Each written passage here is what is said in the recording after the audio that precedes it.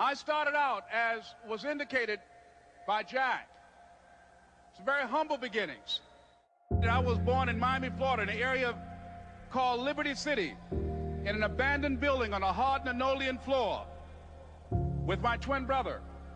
We were 6 weeks of age. We were adopted.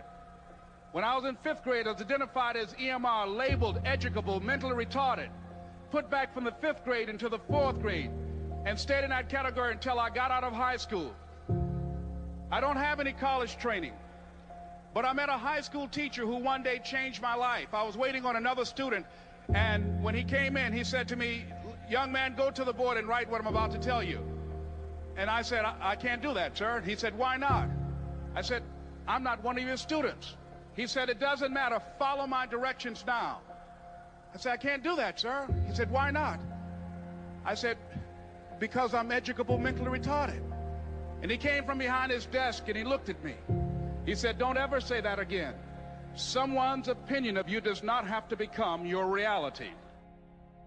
Most people have done all that they're ever going to do. They raise a family, they earn a living, and then they die. They stop growing, they stop working on themselves, they stop stretching, they stop pushing themselves, and they end up becoming very cynical about life, and they throw in the towel on themselves and on their families and on their dreams. But people who are running toward their dreams, life has a special kind of meaning.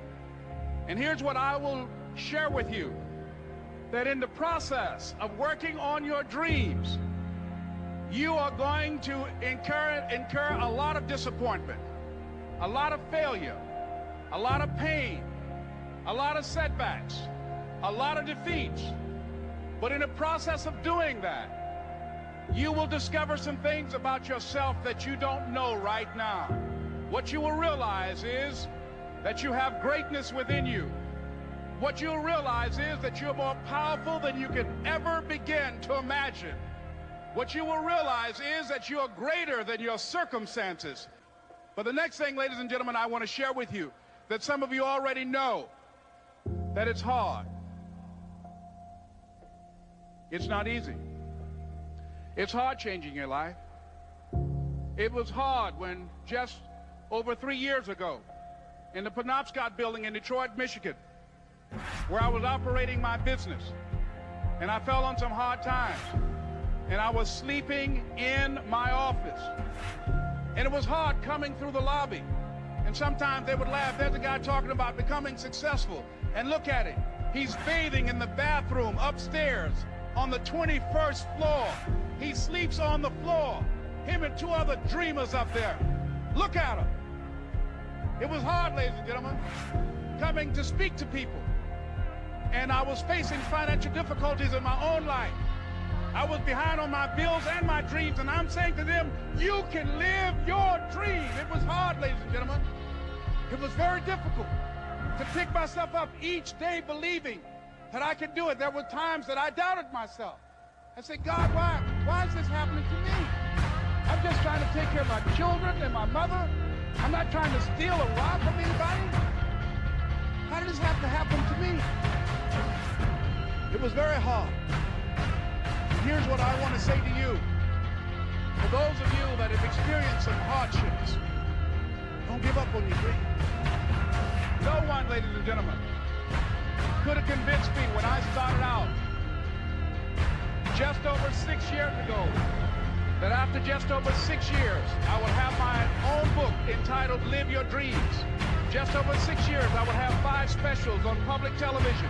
Just over 6 years, I've done motivational speaking for AT&T, Procter & Gamble, McDonald's Corporation, Xerox, IBM. Just over 6 years. I will now have my own talk show that will premiere on Monday, Labor Day. I'm saying to you, your dream is possible. What I'm doing now, I could have been doing years ago.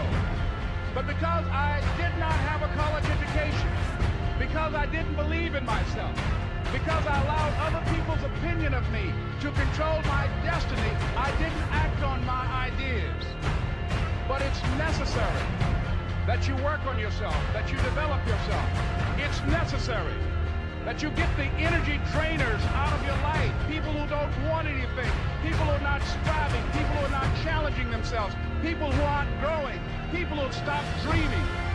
It's necessary to know that everybody won't see it, that everybody won't join you, that everybody won't have the vision.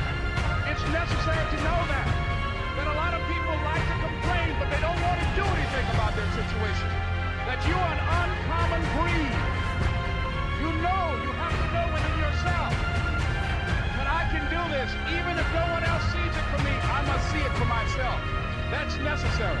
What if all of us took that attitude after we face a rejection and a no, or we have a meeting and no one shows up, or somebody say, you can count on me, and they don't come through? What if we have that kind of attitude? The cause repossessed. Nobody believes in you. You've lost again and again and again. The lights are cut off, but you're still looking at your dream, reviewing it every day and saying to yourself, it's not over until I win. It's a long shot, ladies and gentlemen, from Liberty City, an abandoned building on a floor. Never knowing my mother or father. It's a long shot. Being here with you today in this dome in Atlanta, it's a long shot. No college training, labeled educable, mentally retarded, but I kept running toward my dream.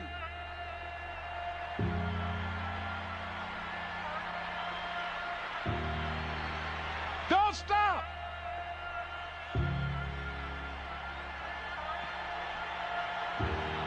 Don't stop.